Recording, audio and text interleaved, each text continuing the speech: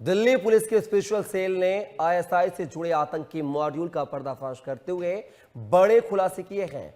जांच में सामने आया है कि गिरफ्तार आरोपियों ने राजधानी के भीड़ भाड़ वाले बाजारों और संवेदनशील स्थानों की रेकी कर उनकी तस्वीरें और वीडियो विदेश में बैठे अपने हैंडलरों तक पहुंचाए हैं। पकड़े गए आरोपियों ने पूछताछ में खुलासा किया है कि आतंकी मॉड्यूल के सदस्य दिल्ली के प्रमुख जगहों की निगरानी कर रहे थे और संभावित आतंकी गतिविधियों के लिए जानकारी जुटा रहे थे। जांच के मुताबिक आरोपियों ने करोल बाग स्थित गफ्फार मार्केट और कनाट प्लेस समेत कई जगहों की रेकी की थी। ये दोनों इलाके वर्ष 2008 के दिल्ली सीरियल ब्लास्ट के दौरान भी आतंकियों के निशाने पर थे, जिससे सुरक्षा एजेंसियों की चिंता बढ़ गई है।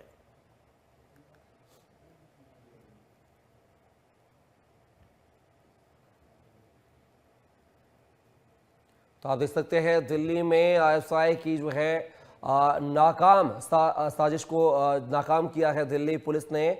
और आप देख सकते हैं कि एक ऐसे आतंकी मॉड्यूल का पर्दाफाश किया है जो दिल्ली को दहलाने की कोशिश कर रहा था। और इसी खबर पर ज्यादा जानकारी के साथ दिल्ली से मेरे सहयोगी प्रॉक्स चौधरी जुड़ रहे हैं।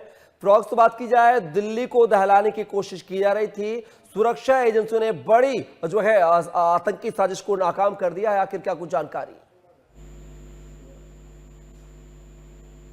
तो बिल्कुल कपिल, देखिए जिस तरीके से दिल्ली पुलिस लगातार जांच कर रही है और 15 तारीख को 7 आतंकियों को पकड़ा गया था और उनके पास से ही बंदूकें, कारतूस बरामद हुए थे और इसको लेकर लगातार पूछताछ की जा रही है। और इसमें जानकारी ये लगी है कि कुछ दिल्ली के ऐसे अहम हिस्से थे जिनकी रेकी की गई थी और उनकी वीडियो करके वो पाकिस्तान भेजी गई थी एक सोशल मीडिया ऐप के जरिए।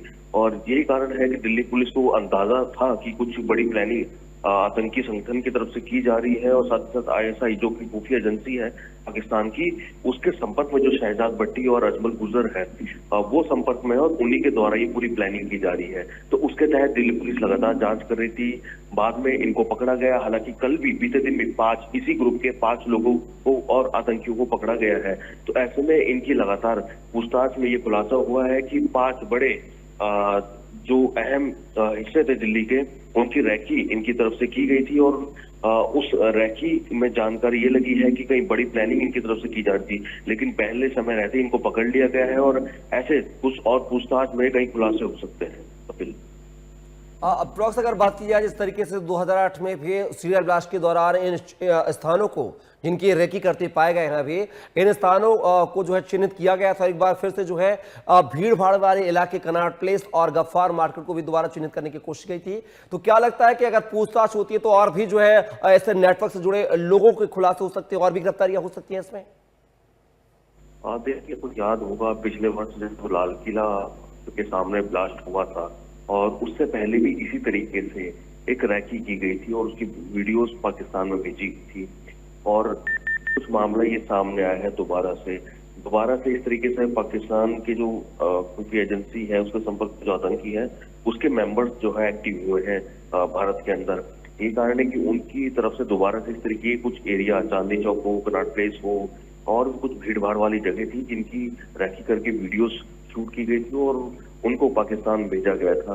कोई बड़ी प्लानिंग करने की साजिश में थे, लेकिन क्योंकि खुफिया एजेंसी लगातार अलर्ट पे थी और दिल्ली पुलिस को उसकी जब जानकारी लगी तो तुरंत कार्रवाई करते हुए उनको पकड़ा गया और उनको पकड़कर अब आगे की जो पूछताछ है वो की जा रही है कि आखिर किस तरीके से ये अजमल गुजर और शहजाद भट्टी के संपर्क में आए थे और इसके साथ साथ कैसे ये पैसों की लेन देन करते थे। क्योंकि जानकारी ये थी कि हवाले के पैसे के जरिए इनको पैसा मिलता था, दुबई से जो पैसा है वो मिलता था इनको और वहीं से ये पूरा जो नेटवर्क है वो चलाया जा रहा था। बिल्कुल प्रॉक्स, देखना होगा जांच के बाद जो है सब पूरी चैन में और कौन कौन से जो लोग इस गिरफ्त में आते हैं। फिलहाल के लिए तमाम जानकारी को साझा करने के लिए प्रॉक्स आपका बहुत बहुत शुक्रिया, धन्यवाद।